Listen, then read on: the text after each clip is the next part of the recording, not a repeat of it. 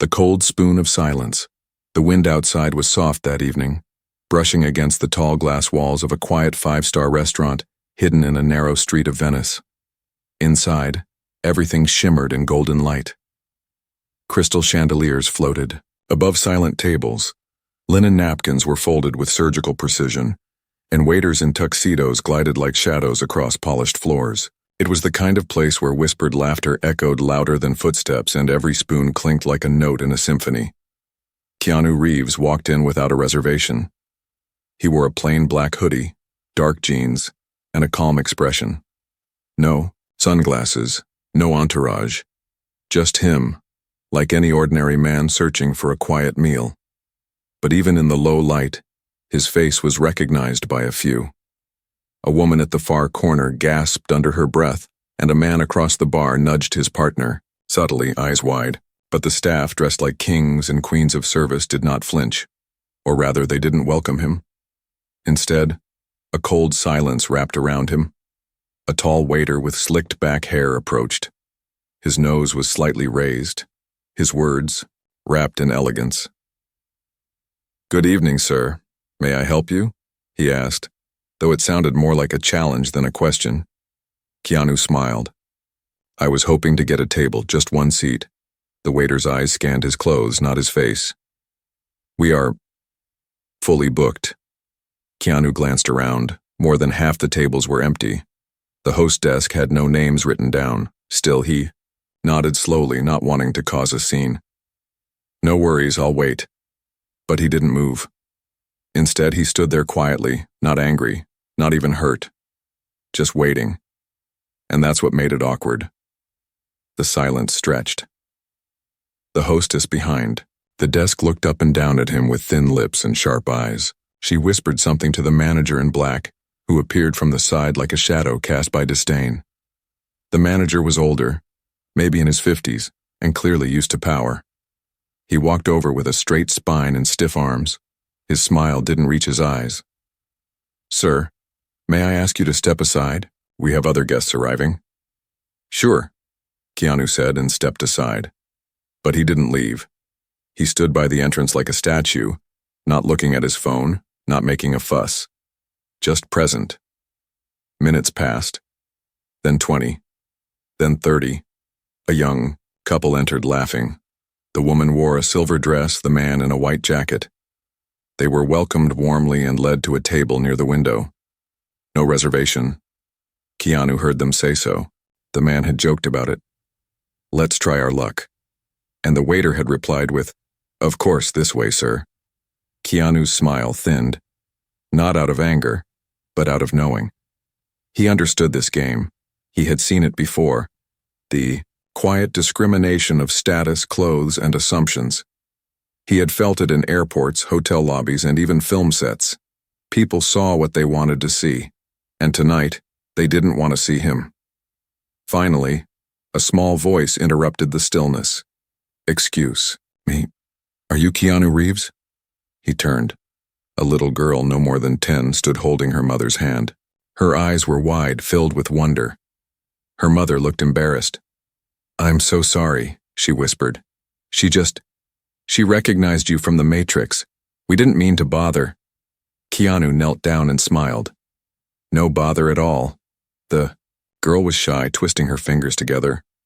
"You're cool. You're cooler," Keanu said gently, bumping his fist to hers. The girl giggled. The mother smiled gratefully, and as they walked away to their table, yes, they were seated immediately, the little girl waved back. But something shifted. A waiter nearby, younger and kinder looking, seemed to hesitate. He whispered to another, server. Soon whispers moved through the restaurant like the scent of wine, slow, quiet, unmistakable. The staff began to realize who he was, and some of them, for the first time, really looked at him. Not the hoodie, not the jeans, the man, and then came the dish. A waiter, one of the same who had ignored him, brought over a plate, not to serve, but to offer with sarcasm. He placed it on the counter beside Keanu with a smirk and said, "Chef's special for guests who wait too long." It was a cold spoon resting on a large white plate. Nothing else. Just a single spoon. Keanu looked at it, then at the waiter. Then, he laughed. Not the angry kind, not mocking either. A soft, real laugh that broke the tension in the room like glass underfoot. "You've got a sense of humor," he said. The waiter blinked, caught off guard. "That's rare in this world," Keanu added, still smiling. He didn't shout. He didn't walk out. He pulled out his phone, typed something quietly, and placed a call, and then everything changed. Within 15 minutes, a black vehicle pulled up. A tall woman stepped out, the restaurant's owner. She wasn't smiling. She walked straight in, heels clacking like a warning across the marble floor. The moment she saw Keanu, she softened. "Mr. Reeves," she said, genuinely shocked. "I had no idea you were here." The manager turned pale. The owner looked around. "Is this how we treat our guests?" No one answered. Keanu stood up slowly and looked around too. Not angry, not proud, just honest. "I was just hungry." The owner turned to the staff. "Clear that table, the best one." But Keanu shook his head. "If it's okay, I'd like to eat with them." He pointed to the mother and the little girl from earlier who were sitting quietly, their eyes wide in disbelief. "If that's all right with you two," he said gently. The mother nodded. The girl gasped. Keanu smiled. And the staff? They didn't forget that night. Not because of the owner's scolding, not because of the spoon, but because of the man who stayed kind, even when the world tried to shrink him into silence. The table of truth, the moment Keanu Reeves sat down at the table with the mother and her little girl, the entire energy inside. The restaurant changed. It was like a wave had washed through the air, rinsing away the pride, the pretense, and the polished surfaces that had just moments ago held so much invisible weight. The mother was still in shock. Her hands trembled slightly as she held her glass of water. I don't know what to say," she whispered. Keanu looked at her gently. "You don't have to say anything. Thank you for letting me sit here." The little girl, still wide-eyed, leaned across the table. "Do you eat spaghetti?" Keanu grinned. "Love it, especially with extra cheese." That made her laugh, and that one simple laugh, that honest sound from a child, melted whatever awkwardness remained between them. The waitress who had earlier served the mother returned, her hands shaking as she placed menus in front of them. She didn't meet Keanu's eyes. Her face had lost all the smugness from before. She cleared her throat. "Anything you'd like is on the house, sir." Keanu didn't smile at her, but he didn't shame her either. He looked at the little girl. "You pick for me. I trust your taste." She grinned like she'd just been given the keys to a kingdom and pointed to the menu. "You should get the big lasagna. It's taller than my juice box." Keanu turned to the waitress. "We'll take one of those." As the waitress walked away, the mother leaned in, her voice quiet and raw. "You didn't have to sit with us. You could have asked for the best table. The owner would have given you the entire place." Keanu looked at her. "What's the point of the best table if you're eating alone?" The mother looked down. Her eyes shimmered. And then she said something she hadn't told anyone in weeks. "We were here to celebrate something." Keanu tilted his head gently. "A birthday?" The mother shook her head. "No, a new beginning. My husband passed away last year. Today is the day we moved into a smaller home. Something I could afford. It's not much, but it's safe. We promised each other we'd come to a nice place and celebrate anyway." The little girl added, "Mama said new beginnings are still worth cake." Keanu nodded. "They are, especially the ones born from pain." The words landed softly like falling leaves, but they carried weight. In that moment, the mother felt something she hadn't in a long time, seen. She wasn't just a woman trying to smile for her daughter. She was someone who had survived, something heavy, and now, for the first time in a long time, someone recognized it. The food came, steaming and perfect.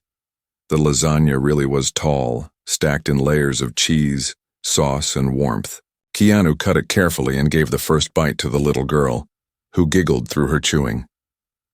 As they ate, people in the restaurant started pretending not to watch, but their eyes couldn't look away.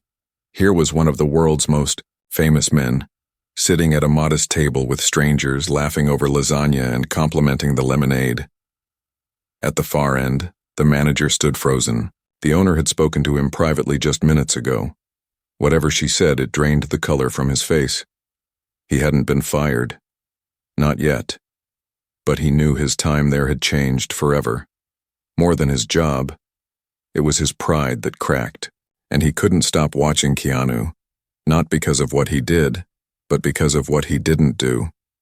He didn't shame them. He didn't demand justice. He didn't even want an apology. He just asked for a meal.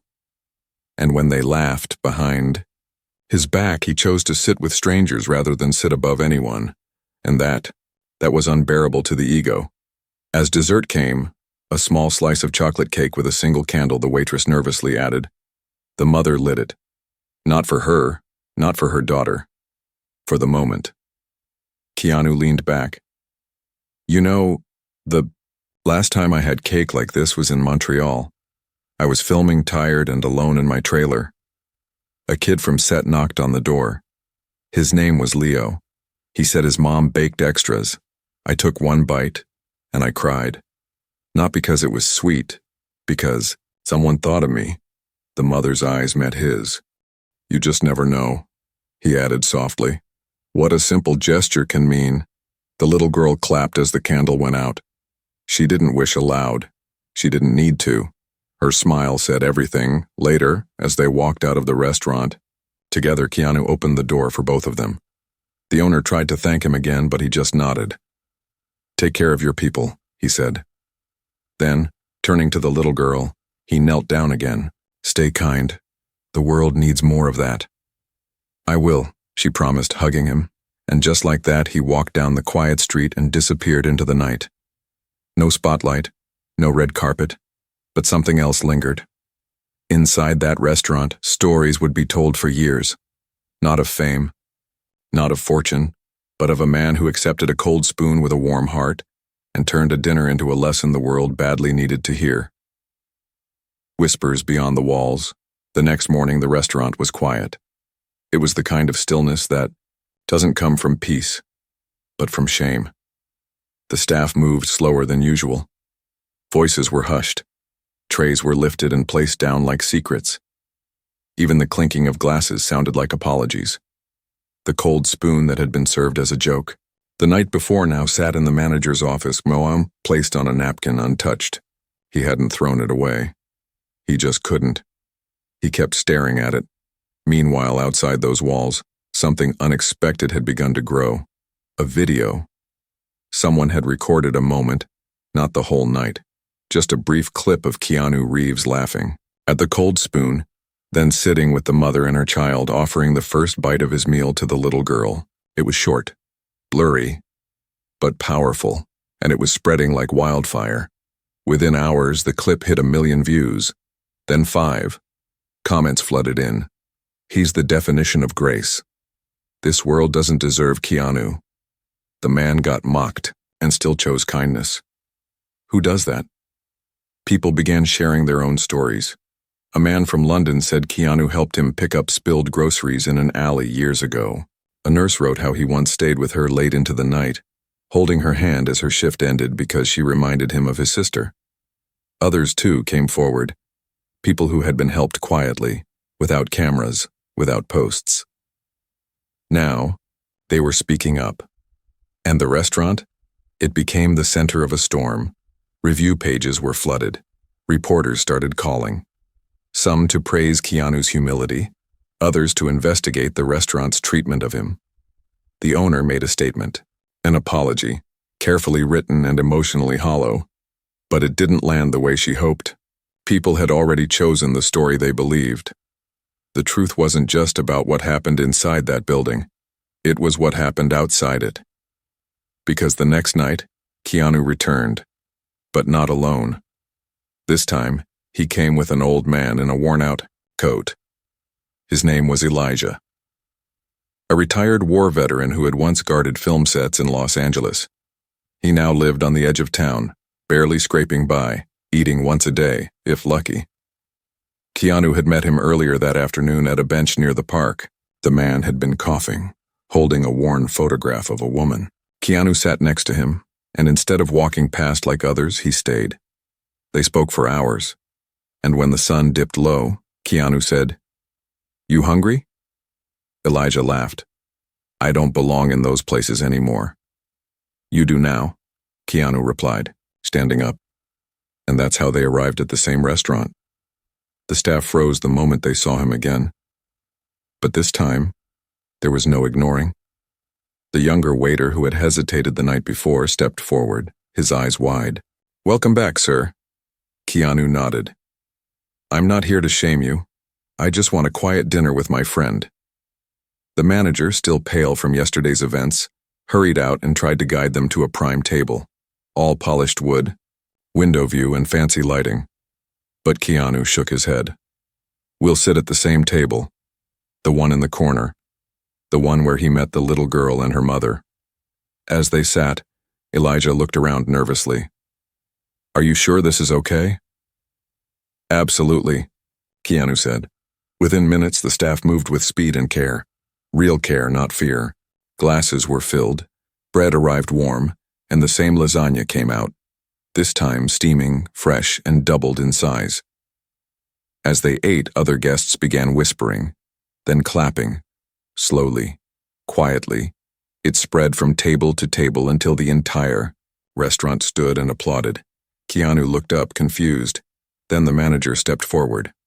"Sir, there's something we need to do." He held up the cold spoon, the same one from last night. He placed it gently on the table next to Elijah. "We mocked something that should have reminded us of our own duty," the manager said, voice shaking. "This isn't just a spoon anymore. It's a reminder of what service means. Not to status, but to spirit." Keanu didn't speak. He just nodded, gently pushing the spoon toward Elijah. "Take it," he said. "You earned it." Elijah's hands trembled, not from weakness, but from being honored after so long. Later that night, when the lights dimmed and the restaurant emptied, Keanu and Elijah sat by the river just outside. Soft ripples danced in the moonlight. "Why do you do this?" Elijah asked, staring at the stars. Keanu shrugged. "Because one day when I was young, someone did it for me." "Who?" Keanu looked down. "A woman who served food at a train station. I was broke, dirty, and alone. She gave me soup and said, 'It's not what you wear, it's how you carry the world on your shoulders.' I never forgot that." Elijah nodded slowly. "Well, you're carrying it pretty well." Keanu smiled. "I'm just trying not to drop it."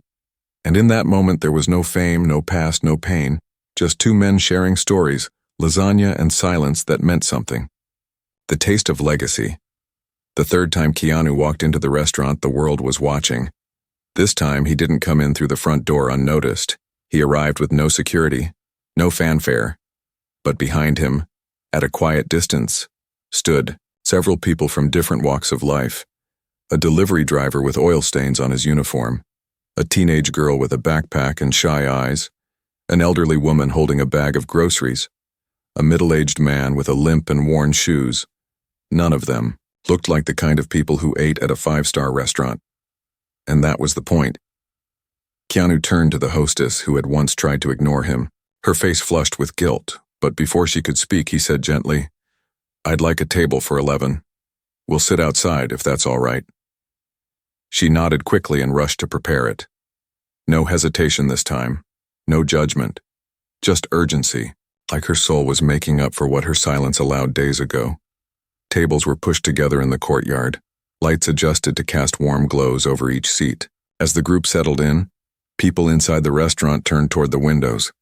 Phones were raised but lowered quickly. Something about the way Keanu spoke to each person at that table made everyone feel they were watching something sacred. The staff served water, then bread. The first course arrived, prepared not for royalty, not for press, but for people who usually ate behind counters or in parked cars. Keanu made sure every guest had what they liked. He helped the elderly woman cut her steak.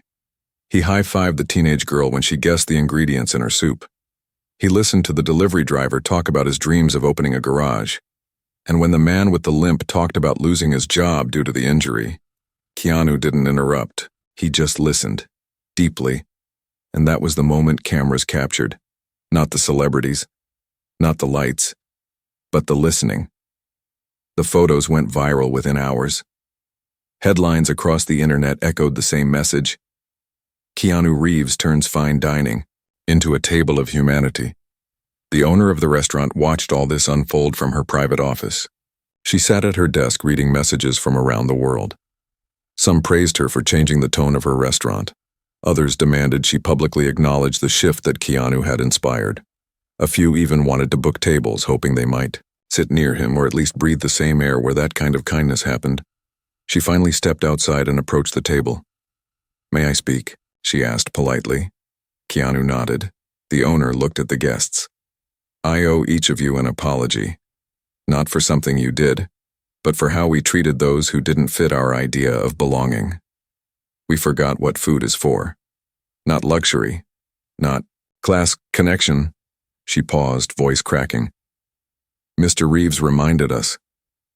Keanu turned to her, still calm. "I didn't do anything special. They did." He pointed to the people around the table.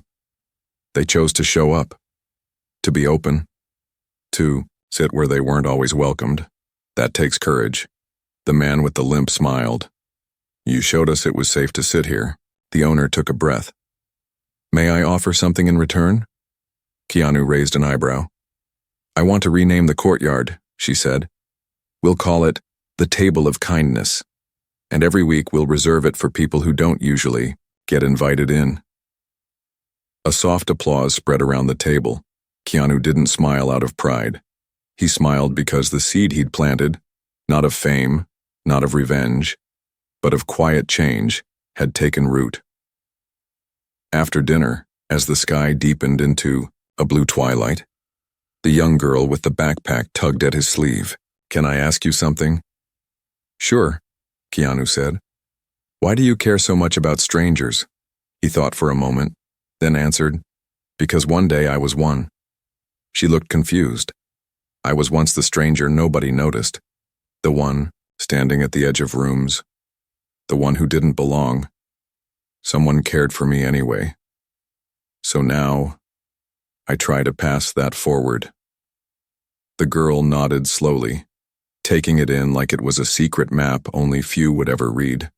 As they left the restaurant that night, the group parted ways, not as fans, not as followers, but as witnesses. Each one had felt something bigger than a meal. They had shared in a moment that would outlive photos and headlines. Keanu walked home under the streetlights. No crowd, no noise. Just the sound of his steps and a soft breeze that carried laughter behind him. But he didn't know that one of those guests, the delivery driver, had recorded something quietly during dinner. Not to go viral, but to remember. And the next day, what he posted made the entire world pause. A simple video of Keanu saying, "The real 5-star experience is being seen." In just 10 seconds, hearts across countries, borders, and screens were cracked open, and the real story, the one about kindness, humility, and dignity, had only just begun. A recipe for respect. The morning after the Table of Kindness video went viral, things changed in ways no one expected, not in a loud or flashy way, but in small, quiet moments that whispered louder than headlines ever could. People around the world began filming their own tables of kindness. Some were simple backyard dinners. Others were office lunch tables, where the quiet intern was finally invited to sit. One man in South Korea took his mother to a 5-star restaurant after watching Keanu's video and asked the staff to treat her like the queen she is. A cafe owner in France offered a free meal every day to someone who looked like they needed to be seen. In all those stories, the same message was repeated. This is because of what Keanu did. And still, Keanu didn't speak publicly. No press, no interviews. Instead, he returned to the same restaurant one final time, not for dinner, but to meet someone special. The little girl from the first night and her mother had asked to see him again. But this time, the girl wasn't there to eat. She had a small notebook in her hands, and her eyes were shining with excitement. "I wrote something," she said. handing it to him. Keanu opened the notebook slowly. Inside were drawings, not perfect but filled with heart. One page showed him sitting at their table with a big lasagna and tiny hearts floating around. Another showed the cold spoon with a funny face crossed out by a giant X. And the last page had a sentence written in crayon. "Thank you for sitting with us when others looked away." Keanu didn't speak for a moment. Then he closed the notebook, gently, and placed his hand over it. "This," he said quietly, "is better than an Oscar." The mother smiled, eyes wet again. She wouldn't stop drawing after that night.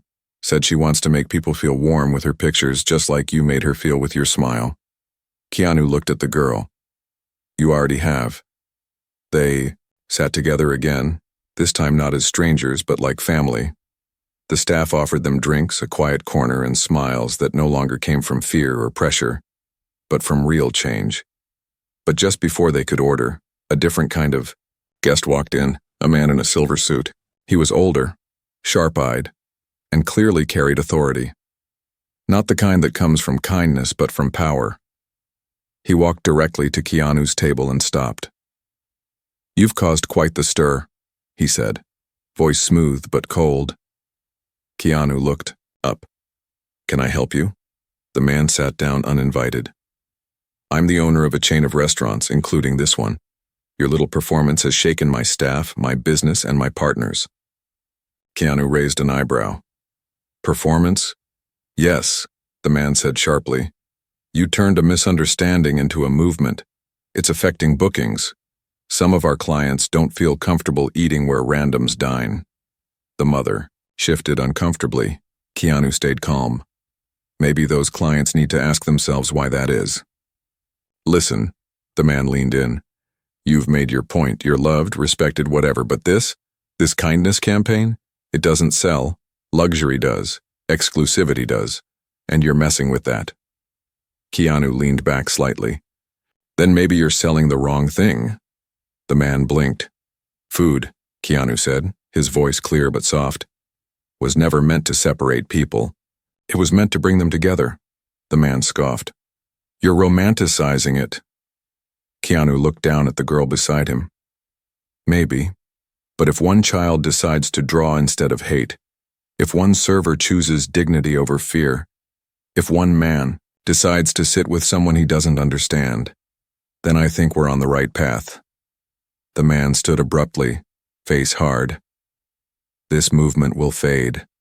Kindness doesn't last."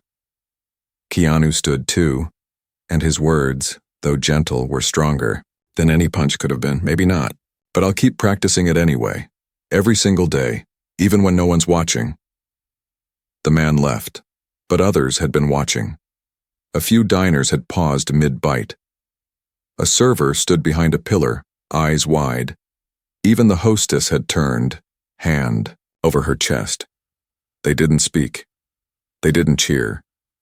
But something deep inside them stirred. After the man was gone, the chef came out. He was older, quiet, rarely spoke to guests. But he walked to Keanu's table, bowed gently, and said, "I've worked in kitchens for 32 years, served kings, cooked for billionaires. But tonight, I made something special. Not for fame, not for press, for heart." He placed a dish in front of Keanu. It wasn't flashy. No towers of garnish. No smoke or mirrors. Just a simple, beautiful bowl of warm tomato soup with a piece of buttered bread beside it. Keanu's eyes widened just slightly. He picked up the spoon, took one bite, and closed his eyes. Then nodded. "This tastes like my childhood," he whispered. The chef smiled. "Mine too." And around that table, a mother, a daughter, a chef, a once-ignored actor, and a restaurant that had learned something new. There was silence. Not awkward, not cold, just peace. As they finished the soup, the little girl asked, "Do you think that man will ever be kind?" Keanu looked up at the stars outside the window. "I don't know," he said, "but sometimes, even the coldest people just need someone to sit with them and wait." When silence becomes applause. The following weekend, the restaurant did something it had never done in its history. It closed, not for renovation, not for a private event, but for something much quieter and much louder at the same time. The owner, the chef, and every staff member came together and decided to host a community night, open to anyone. No reservations, no dress code, no fees, just food. Simple food, made from family recipes, staff memories, and the heart of the kitchen itself. They called it the open table, and when word spread that Keanu Reeves would be there again, not as a guest of honor but as a helper in the kitchen, people lined the streets, not because of celebrity fever, but because something inside them wanted to witness what kindness looked like when it served, not performed. Keanu arrived early. He wore a plain black apron and stood beside the chef, learning how to slice tomatoes, stir broth, and plate dishes with care. He didn't rush, he didn't pose, he just worked, with quiet joy and deep focus. The first guest through the door was an old woman in a floral dress who hadn't eaten a full meal in 2 days. Keanu saw her walk in and gently took her hand. "What would you like?" he asked. She blinked, surprised. "To be remembered." He smiled. "Done." He brought her a bowl of soup and stayed by her side as she ate it, one slow bite at a time. One by one, people arrived. Students, janitors, waitresses from other restaurants, street musicians, exhausted parents with loud toddlers, a man who had once lived in a shelter Keanu funded years ago. They all sat. They all ate. And no one felt small. Some of the wealthier guests from before returned, too. One woman wearing a glittering dress came with guilt in her eyes and a basket of homemade cookies. She had been there on the night of the cold spoon, laughing quietly in her booth. Now she sat beside a tired nurse and shared dessert.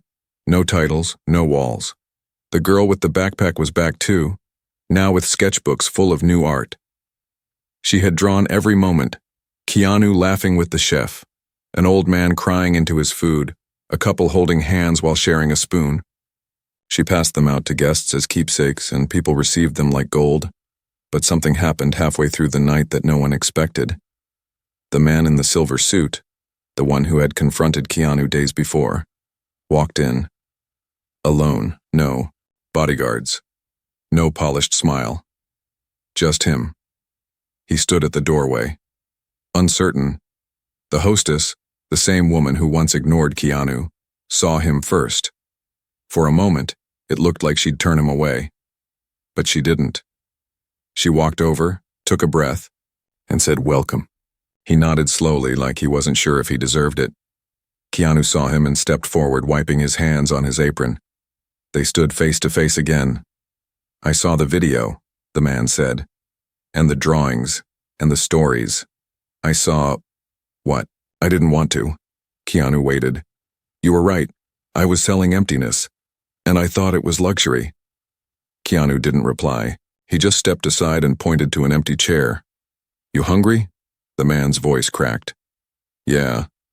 They sat down at a long wooden table beside strangers, and in that moment, he wasn't a man of status or numbers. He was just a man who needed to be seen. Later that night, when most of the guests had left, Keanu walked into the kitchen and found the chef sitting on a crate sipping coffee. "It worked," the chef said. Keanu sat beside him. "It did." The chef looked up. "How did you know it would?" Keanu smiled softly. "I didn't, but I knew if we offered something honest, something real, it might light a spark." Outside, the little girl was waving goodbye to guests, her backpack now filled with thank you notes instead of books. The mother stood beside her, watching Keanu through the glass. She whispered, "He's not just an actor. He's a mirror." And it was true, because in every person who had sat at that table, from the ignored to the elite, something had shifted. Walls had cracked, eyes had opened, and hearts, well, they had remembered something the world often tries to make us forget. Everyone is hungry for kindness. On his way out that night, Keanu picked up the cold spoon, now framed at the entrance of the restaurant. Below it was a simple plaque, served cold, remembered warm. He smiled. Outside, the wind carried the last sounds of laughter through the streets, not because a star had walked in, not because of cameras, but because one man had reminded the world what it meant to share a table and a little respect without needing to ask for it.